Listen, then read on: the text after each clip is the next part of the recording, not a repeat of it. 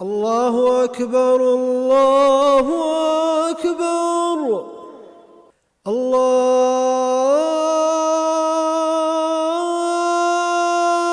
أكبر الله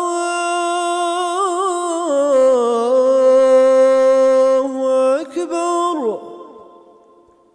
আসসালামু আলাইকুম ওয়া রাহমাতুল্লাহি ওয়া বারাকাতুহু। আলহামদুলিল্লাহ ওয়া সলাতু ওয়া সালামু আলা রাসূলিল্লাহ ওয়া আলা আলিহি ওয়া আসহাবিহি ওয়া মান ওয়ালা, আম্মা বাদ।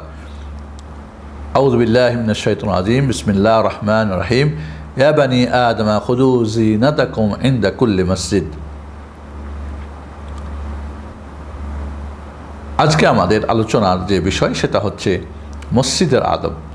মসজিদ নিঃসন্দেহে পৃথিবীর আহাবুল বিলাদ ইলাল্লাহি মাসাজিদুহা, আল্লাহর কাছে সবচেয়ে প্রিয় স্থান হচ্ছে কি মসজিদ। অতএব যেখানে আল্লাহর সেজদা করা হয়, আল্লাহকে ইবাদত করা হয় আল্লাহর জন্যে, এমন স্থানের কিছু অবশ্যই আদব আখলাক রয়েছে, এগুলি আমরা জানবো এবং সঠিকভাবে আমল করার চেষ্টা করবো ইনশাআল্লাহ। এই মসজিদের আদবের মধ্যে প্রথম যেটি আদব সেটি হলো এই মসজিদে পেঁয়াজ, কাঁচা পেঁয়াজ রসুন খেয়ে না যাওয়া। কাঁচা পেঁয়াজ রসুন খেলে মুখে দুর্গন্ধ হয়, পেটে চলে গেলে পেট থেকে এর একটা গন্ধ বের হয়। এজন্যে কাঁচা পেঁয়াজ রসুন খেয়ে মসজিদে যাওয়া নিষেধ। আল্লাহ নবী আলাইহিস সালাতু ওয়াস সালাম নিষেধ করে দিয়েছেন। তাহলে কাঁচা পেঁয়াজ রসুন খাওয়া হালাল, কিন্তু দুর্গন্ধের জন্য সেটা খেয়ে মসজিদে যাওয়া যাবে না। তাহলে যারা বিড়ি খায়, ধূমপান করে, যারা তামাক খায়, যারা ওই কী বলে গুল খায়, যেগুলির পচা গন্ধ, যেগুলি হারাম জিনিস, সেগুলি খেয়ে নিঃসন্দেহে সম্পূর্ণভাবে যাওয়া নিষেধ। অতএব কোনো ব্যক্তির যদি বিড়ি খেয়ে, সিগারেট খেয়ে মুখে গন্ধ থাকে, শরীরে গন্ধ থাকে, বা শরীরের গন্ধ বা কাপড়ের গন্ধ বা এই ধরনের যেটার দ্বারা মুসাল্লিরা কষ্ট পাবে, ফেরেশতারা কষ্ট পাবে, সেটা পরে মসজিদের এই পবিত্র জায়গাতে যাওয়া নিষেধ। 2 নম্বরে দ্রুত মসজিদে যাওয়া, অর্থাৎ সকাল সকাল মসজিদে যাওয়া, নামাজ সম্ভব হলে আজানের আগে যাওয়া, না হলে আজানের সময়। এমন না যে দৌড় ঝাঁপ করে মসজিদে আমরা যাব, মসজিদে অগ্রিম গিয়ে, বিশেষ করে আজানের আগে গিয়ে বসে আজান শুনে আজানের সুন্দর উত্তর দিয়ে এরপরে নামাজ পড়লে তার মধ্যে একাগ্রতা যে হয়, সেটা কিন্তু দৌড়ঝাঁপ করে গিয়ে হয় না। এই জন্য যত আগে মসজিদে যাওয়া যায় সেটাই হলো কি মসজিদের আদব। মসজিদে যাওয়ার সময় বিনয়ী হয়ে ধীর স্থিরভাবে যাওয়া, এটা একটা সুন্নতের অন্তর্ভুক্ত।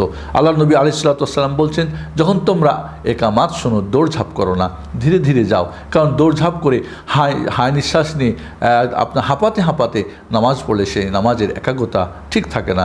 এই জন্য ধীর স্থিরভাবে মসজিদ পড়ে যাওয়া, এটা একটা আদবের অন্তর্ভুক্ত। মসজিদে যাওয়ার সময় চক্ষুকে নিচু করে, চক্ষুকে ডানে বামে কোনো ফিতনার দিকে চোখ না দিয়ে হারামের প্রতি দৃষ্টি যেন না পড়ে, এবং দোয়া পড়া। আল্লাহ নবী আলাইহিস সালাতু ওয়াস সালাম দোয়া পড়তেন, আল্লাহুম্মা জাআল ফি কলবি নূরা ওয়াজআল ফি লিসানি নূরা ওয়াজআল ফি সামঈ নূরা ওয়াজআল ফি বসারি নূরা ওয়াজআল খালফি নূরা ওয়া আমামি নূরা ওয়াজআল মিন ফাওকি নূরা ওয়া মিন তাহতি নূরা আল্লাহুম্মা ওয়া আযিম লি নূরা। এভাবে আল্লাহ নবী চোখে, কানে, হাতে, কী বলে, ডানে বামে, সামনে পিছনে, উপরে নিচে, এভাবে নূর আল্লাহর কাছে, আল্লাহর নূরের দোয়া করতেন। এটা নিঃসন্দেহে একজন মুমিন মুসলমান যখন উজু করে এভাবে হেঁটে হেঁটে মসজিদে দোয়া পড়ে যাবে, নিঃসন্দেহে তার এই নামাজের একাগ্রতা ভিন্ন প্রকার হবে। এভাবে মসজিদের আদবের মধ্যে আরও হচ্ছে যে মসজিদে প্রবেশের সময় দোয়া পড়া, নবীর প্রতি সালাম, দুরুদ সালাম, আল্লাহুম্মা সাল্লি ওয়া সাল্লিম আলা নবিয়িনা মুহাম্মদ ওয়া আলা আলি মুহাম্মদ, আল্লাহুম্মা ইফতাহ লি আবওয়াবা রাহমাতিক, আল্লাহুম্মা সাল্লি ওয়া সাল্লিম আলা মুহাম্মদ ওয়া আলা আলি মুহাম্মদ, আল্লাহুম্মা ইফতাহ লি আবওয়াবা রাহমাতিক। এইভাবে দোয়া পড়ে ডান পা দিয়ে মসজিদে প্রবেশ করতে হবে। এরপরে বের হওয়ার সময় আপনি এছাড়া মসজিদে প্রবেশের আরও দোয়া আছে, আউযু বিল্লাহিল আযীম ওয়া বিওয়াজহিল কারীম ওয়া সুলতানিহিল কাদীম মিনাশ শাইতানির রাজীম। এই দোয়াটাও পড়া উত্তম। এভাবে বের হওয়ার সময় বলবে, আল্লাহুম্মা সাল্লি ওয়া সাল্লিম আলা মুহাম্মদ ওয়া আলা আলি মুহাম্মদ, আল্লাহুম্মা ইন্নী আসআলুকা আল্লাহুম্মা আসআলুকা মিন ফাদলিক, আল্লাহুম্মা ইন্নী আসআলুকা মিন ফাদলিক। এই দোয়া বলে মসজিদ থেকে বের হবে। এভাবে এখানে একটা জিনিস আমাদের খেয়াল রাখতে হবে যে মসজিদে প্রবেশের সুন্নত হলো ডান পা দিয়ে প্রবেশ করা, বের হওয়া বাম পা দিয়ে। এখানে যখন আমরা প্রবেশ করব, তখন কিন্তু আমাদের জুতা বা স্যান্ডেল খোলার নিয়ম হলে আগে বাম পা খুলতে হবে। তাহলে বাম পা খুলে নিয়ে এরপরে ডান পা খুলে তারপরে প্রবেশ করবেন।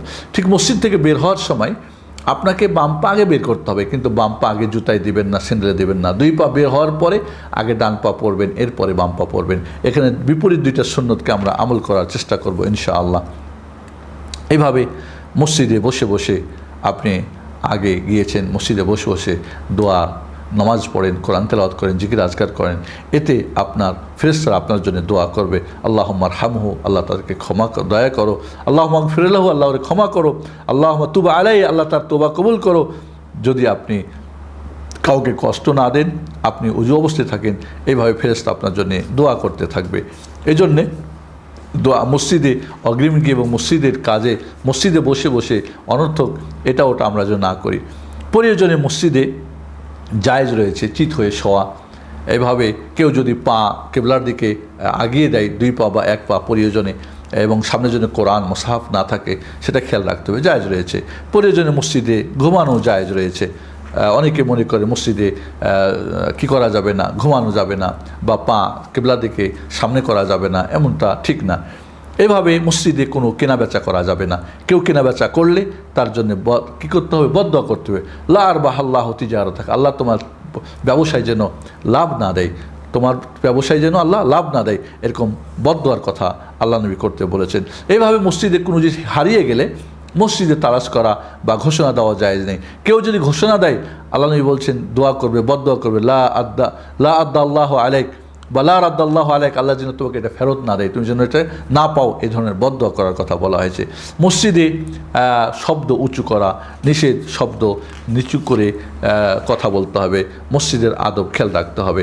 এইভাবে মসজিদে উজু করার পরে যখন মসজিদে যাবে, মসজিদে নামাজ শেষ হওয়ার আগ পর্যন্ত আঙ্গুল কী করা, এইভাবে আঙ্গুল একটা এক হাতের আঙ্গুল এক হাতের নাই করা, এবং এটা আল্লাহ নবী আলাইহিস সালাতু ওয়াস সালাম নামাজে শেষ হয়ে যাওয়ার পরে আপনি করতে পারেন, তার আগে করবেন না। এটার মধ্যেও কি একটা সব রয়েছে ইনশাআল্লাহ। এইভাবে নামাজের দুনিয়ার যে সমস্ত জায়েজ কথা মসজিদে বলা জায়েজ আছে, তবে অপ্রয়োজনীয় কথাবার্তা বা মসজিদে আজেবাজে কথা বলা মোটেই বলা চলবে না।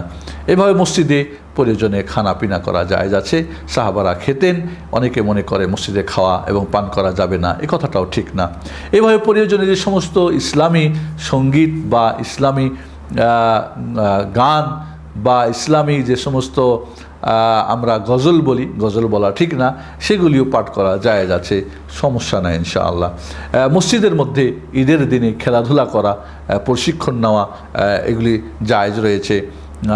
আল্লাহ নবী আলাইহিস সালাতু ওয়াস সালামের যুগে হাবাসিরা মসজিদের ভিতরে তারা ওই কি বলে যুদ্ধের অস্ত্রশস্ত্র নিয়ে তারা খেলাধুলা করতো, সেটা জায়েজ আছে। এই জন্য আবার এখন অস্ত্রশস্ত্র নিয়ে গিয়ে আবার মসজিদের তালা যেন না ঝরে যায়, সেটা আবার খেয়াল রাখতে হবে। সেটা যদি সম্মতি থাকে, সেটা যদি কোনো ক্ষতি না হয়, কারোর জন্য আতঙ্ক না হয়, তাহলে সেটা শরীয়তে জায়েজ রয়েছে। এভাবে মসজিদে যাওয়ার সময় আপনাকে সুন্দর কাপড় এবং আতর মেখে আপনাকে যেতে হবে। এভাবে বিশেষ করে জুমার দিন এবং ঈদের দিন বিশেষ পোশাক, সুন্দর পোশাক পরা, এটাও একটা কি আদবের অন্তর্ভুক্ত। এভাবে মসজিদে থাকা অবস্থায় যদি আজান হয়ে যায়, তাহলে সেই মসজিদ থেকে বের হয়ে যাওয়া নিষেধ বিনা প্রয়োজনে। অতি প্রয়োজন হলে সেটা আলাদা কথা। এভাবে মসজিদের ভিতরে জুতো পরে নামাজ পড়া জায়েজ আছে, তবে আজকালকার এই কার্পেটওয়ালা মসজিদ না। যদি বাইরে কোথাও নামাজ পড়েন বা ঘরে নামাজ পড়েন, তাহলে জুতা পরে বা কি বলে যে সমস্ত জুতাতে নামাজ পড়তে কোনো কষ্ট হবে না, সেটাও নামাজ পড়া জায়েজ রয়েছে। আল্লাহ নবী বলেছেন তোমরা জুতা পরে নামাজ পড়ো, কারণ ইহুদিরা জুতা পরে নামাজ পড়ে না। এর মানে এই না যে আপনি এখন কার্পেটওয়ালা মসজিদে জুতা নিয়ে প্রবেশ করবেন। আপনি বাড়িতে বা বাইরে বা রাস্তাতে বা সফরে যে জুতা পরে নামাজ নর্মালি উঠা বসা করতে পারবেন, সেজদা রুকু করা যাবে, সেটা আপনি করতে পারেন, অসুবিধা নেই, সেটাও একটা জায়েজের অন্তর্ভুক্ত।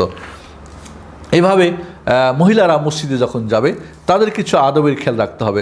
সেটা হলো তারা পূর্ণ হিজাব করে যেতে হবে, কোনো প্রকার তারা সৌন্দর্য এবং বর্ধিত করবে না, ফিতনা হয় এমন কিছু করবে না, তারা কোনো প্রকার আতর, সেন্ট বা পারফিউম ব্যবহার করতে পারবে না। যে সমস্ত মহিলারা হায়েজ এবং নেফাস অবস্থায় আছে, তারা মসজিদে প্রবেশ করতে পারবে না। তো প্রয়োজনে মসজিদের ভিতর দিয়ে তারা যেতে পারবে যদি বিশেষ প্রয়োজন হয়। এভাবে তারা পুরুষদের সাথে নামাজ পড়বে না, পিছনে নামাজ পড়বে।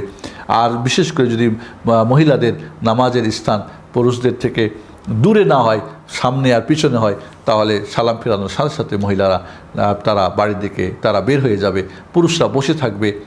এত দূর মহিলারা যাওয়ার পরে পুরুষরা বের হবে, যাতে করে রাস্তাতে তাদের সঙ্গে অবাধ মেলামেশা না ঘটে। আর যদি ভিন্ন জায়গাতে হয় বা পিছনে বা আলাদা জায়গাতে হয়, অন্য দরজা হয়, সেক্ষেত্রে মহিলারা সালাম ফেরানোর পরে সেখানেও তারা থাকতে পারে। মহিলাদের জন্য সবচেয়ে উত্তম লাইন হচ্ছে সবচেয়ে পিছনেরটা, যদি নারী পুরুষ একই সঙ্গে পড়ার ব্যবস্থা থাকে। আর যদি আলাদা জায়গায় ব্যবস্থা থাকে, পাশে বা আলাদা মুসাল্লা হয়, সেক্ষেত্রে প্রথমের লাইনটা তার জন্য উত্তম, কারণ সেখানে তখন তো পুরুষের সঙ্গে অবাধ মেলামেশার কোনো কি থাকবে না, আশঙ্কা থাকবে না। এই আদবগুলি আমরা খেয়াল করব। আল্লাহ রাব্বুল আলামিন মসজিদের এই সমস্ত আদব যেন আমাদেরকে মেনে চলার তৌফিক দান করুন। আমিন। আসসালামু আলাইকুম ওয়া রাহমাতুল্লাহি ওয়া বারাকাতুহু।